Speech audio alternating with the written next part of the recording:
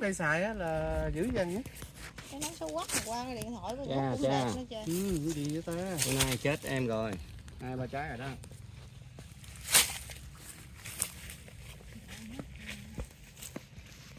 Chết chắc gì?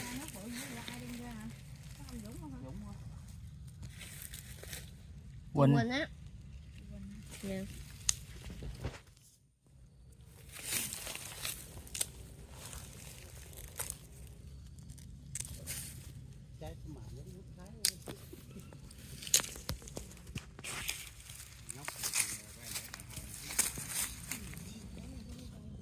Rồi, nhiều lắm.